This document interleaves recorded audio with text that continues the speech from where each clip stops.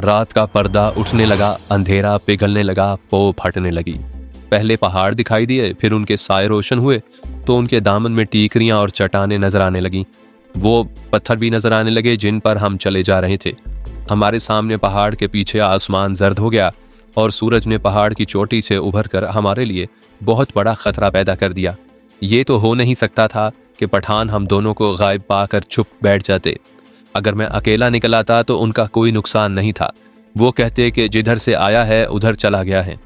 लेकिन एक अंग्रेज मेजर के फरार से उन्हें एक तो माली नुकसान पहुंचा था, दूसरे ये कि मेजर उनका दुश्मन था जिससे उन्हें खून का बदला लेना था। हमारे ताकुब में उनका आना जरूरी था। कबायली इलाके की दुनिया खामोश दुनिया थी। उस खामोशी में आग और खून के तूफान पोशीदा थे। जब ये तूफान गुजर जाता था तो पहाड़ों की इस दुनिया पर फिर सकूत तारी हो जाता था। दूर दूर तक आबादी का नामो निशान नहीं था। उस सुबह जब हम दोनों फरार के रास्ते पर चले जा रहे थे, पहाड़ों का वो खिता कुछ ज्यादा ही चुपचाप था। ऐसा कोई खतरा नहीं था कि दूर से हमें देखकर कोई पठान गोली मार देगा। हम पठानों के लिबास में थे, खतरा तो ताकुब का था। हम गहराई में चले जा रहे थे। दरिया का खुश्क पाट घूमकर पीछे ही कहीं रह गया था। हमें कोई पिकेट नजर नहीं आ रही थी। मेजर वेस्ट मैकार्ट कहता था कि उसे मालूम है कि सड़क किधर है, मगर हम सड़क पर नहीं जा सकते थे। उधर खतरा था, वो हमें नहीं पकड़ सकते। मेजर ने कहा, उन्हें सुबह पता चला होगा कि हम भाग गए हैं।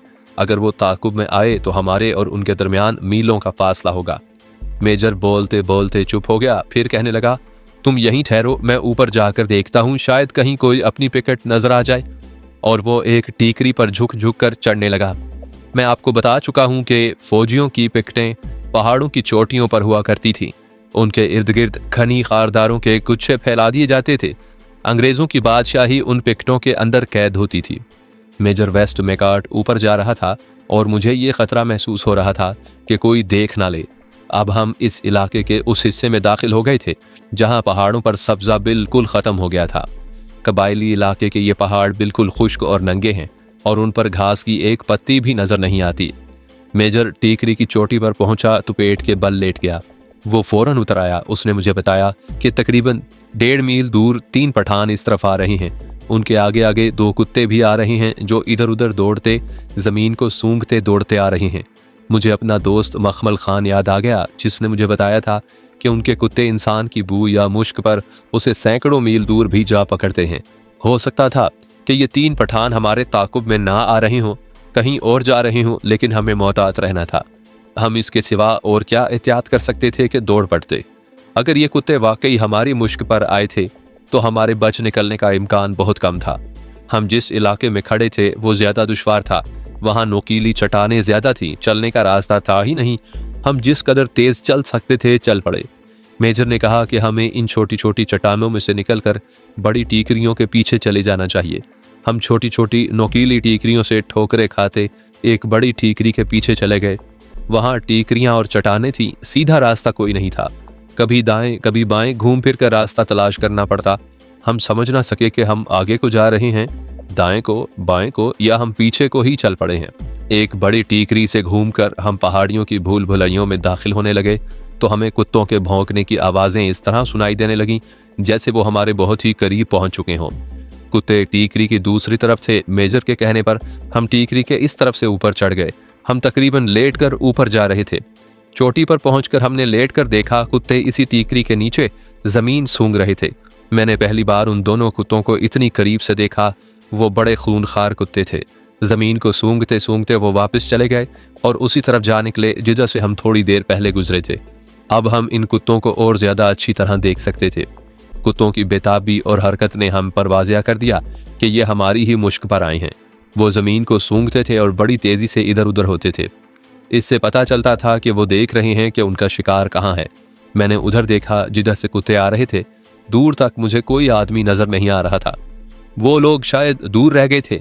मैंने फिर कुत्तों की तरफ देखा। वो बड़ी बेताबी से जमीन को सूंघते और भौंकते। वो उस जगह आकर रुक गए जहां से हम टीकरी पर चढ़े थे। दोनों ने ऊपर देखा और ऊपर आने लगे। मैंने राइफल कंधे से उतारी। मेजर वेस्ट मैकार्ट ने मेरी राइफल पर हाथ मारकर कहा कि गोली ना चलाना, वो लोग गोली की आवाज पर समझ जाएंगे कि हम यहाँ हैं। फिर उसने कहा कि पत्थर उठाओ। कुत्ते आधी टीकरी पर चढ़ाए थे। हमने ऊपर से पत्थर मारने शुरू कर दिए।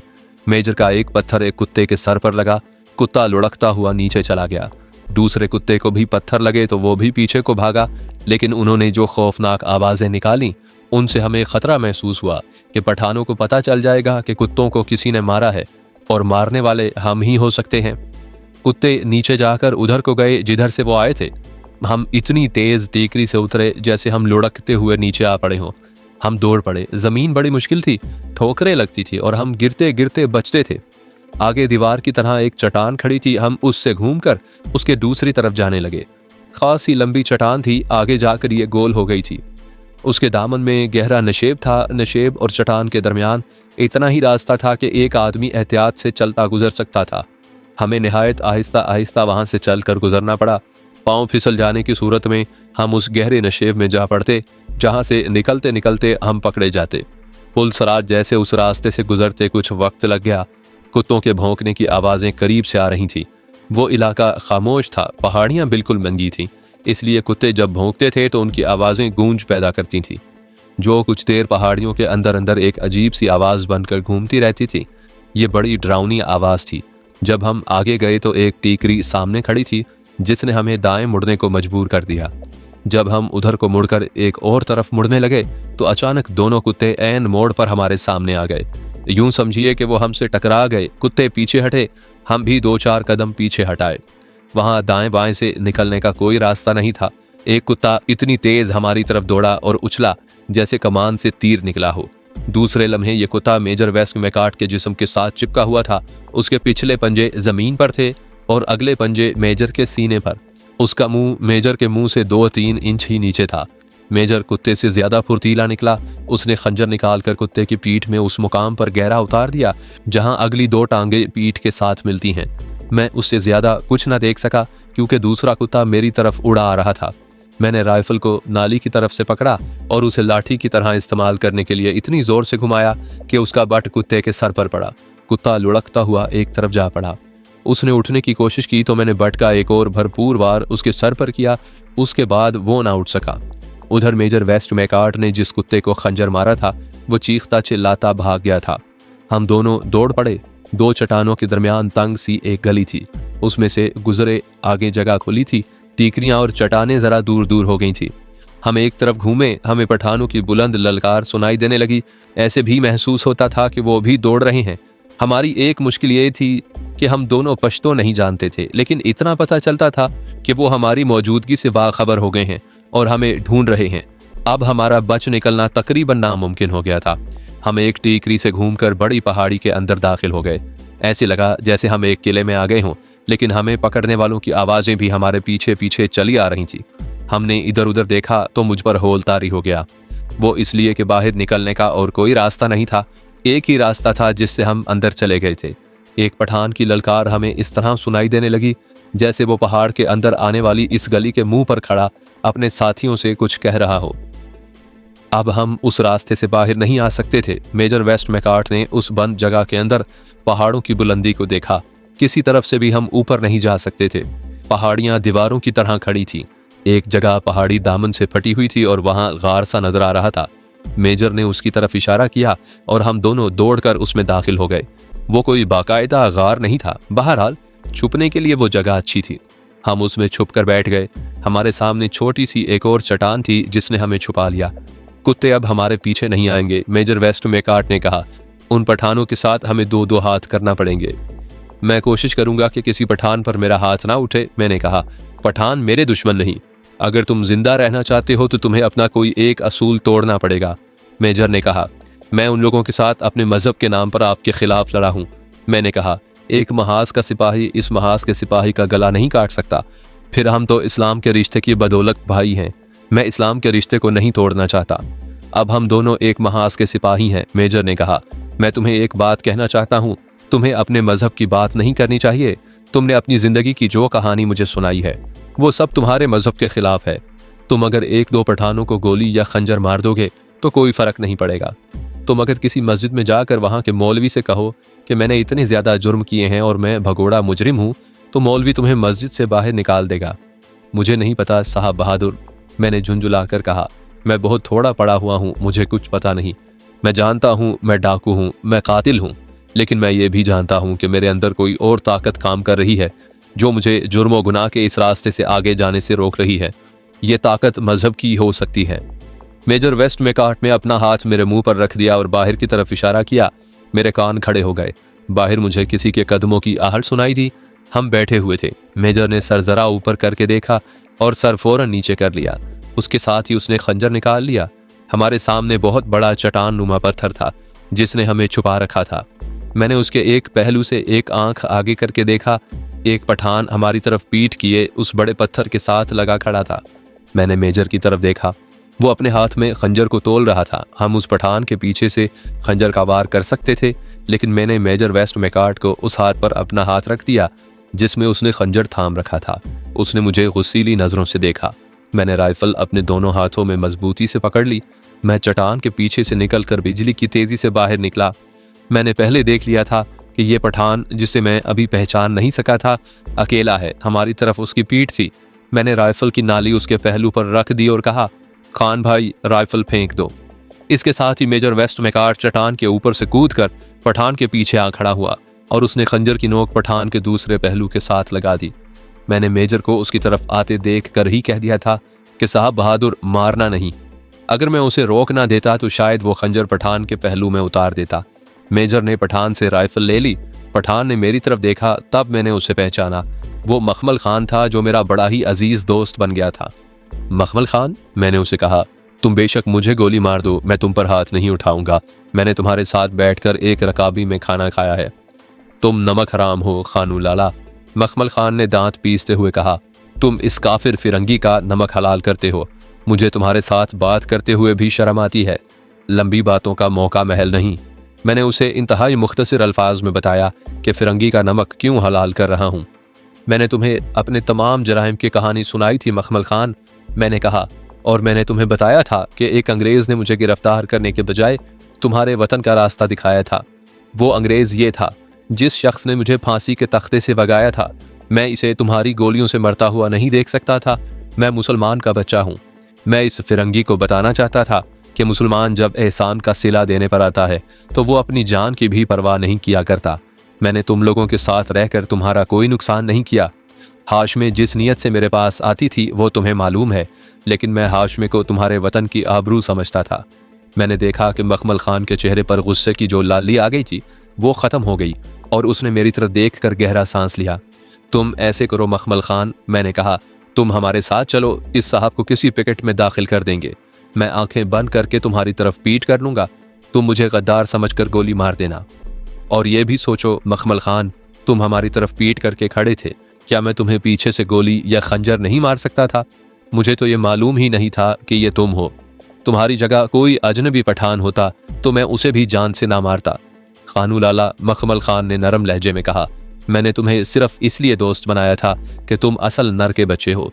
मैं सारी उम्र नहीं भूलूंगा कि हाशमे रात को भी तुम्हारे पास जाती रही, लेकिन तुम्हारी नीयत खराब ना हुई। हाशमे को मैं भी जानता था। वो 2 दफ़ा मेरे पास भी आई थी, लेकिन गांव की लड़की गांव की बेटी होती है। कहो मखमल खान, मैंने पूछा, क्या तुम यहीं हमें यहाँ से निकलने में मदद नहीं दोगे? मखमल खान की नज़रें मेरे चेहरे पर जम गई और कुछ देर मेरे चेहरे पर ही जमी रहीं। उसके चेहरे से अब गुस्से का कोई इजहार नहीं होता था। उसने सर झुका लिया। वो शायद ये फैसला करने की कोशिश कर रहा था कि अपने कबीले के साथ गद्दारी करे या अपने दोस्त को पकड़वा दे। इतने में बाहर से आवाज़ आई, मखमल खाना। मखमल खान ने चौंक कर ऊपर देखा। ये ऐसे लम्हात थे जिनमें मेरी और मेजर वेस्ट मैकॉर्ट की और मखमल खान की ज़िंदगी और मौत का फैसला होना था। उसने पश्तो में बड़ी बुलंद आवाज़ से कुछ कहा। तुमने उन्हें क्या बताया है? मैंने मखमल खान से पूछा। मैंने उन्हें कहा है कि वो यहाँ नहीं है। मखमल खान ने कहा, तुम इधर उधर हो जाओ और मैं इधर से आगे जाता हूँ। आज तुम्हारी दोस्ती ने मुझे बेईमान बना दिया है खानू लाला। उसने बड़ी तेज़ी से बोलते हुए बताया कि आधी रात से कुछ पहले उन्हें पता चल गया था कि हम भाग निकले हैं। उन लोगों को पूरा यकीन था कि हम इस इलाके से नहीं निकल सकेंगे। उन 3 पठानों में से मखमल खान और एक और पठान मेरी बस्ती के थे। वो उस बस्ती में जा पहुंचे जहां ये 2 कुत्ते थे। वहां से कुत्तों का मालिक उनके साथ चल पड़ा। मखमल खान ने मुझे एक पिकेट का रास्ता समझाया और बताया कि यह पिकेट सबसे करीब है। अगर तुम उस बड़ी पिकेट तक पहुंचना चाहते हो जिसके नीचे से इस फिरंगी को पकड़ा गया था तो वो बहुत दूर है। मखमल खान ने कहा, पहले मैं यहाँ से निकलूंगा, मेरे इशारे पर तुम उस तरफ चल पड़ना जिधर मैं कहूँगा। मखमल खाना, मैंने उसे गले लगा लिया और कहा, मैं इस फिरंगी को पिकट तक पहुंचा कर वापिस आ जाऊंगा और सारी उम्र तुम्हारे साथ गुजारूंगा। ना खानूलाला, मखमल खान ने कहा, अगर तुम्हें वापस आना है तो बेहतर है कि मैं खुद तुम्हें गोली मार दूं।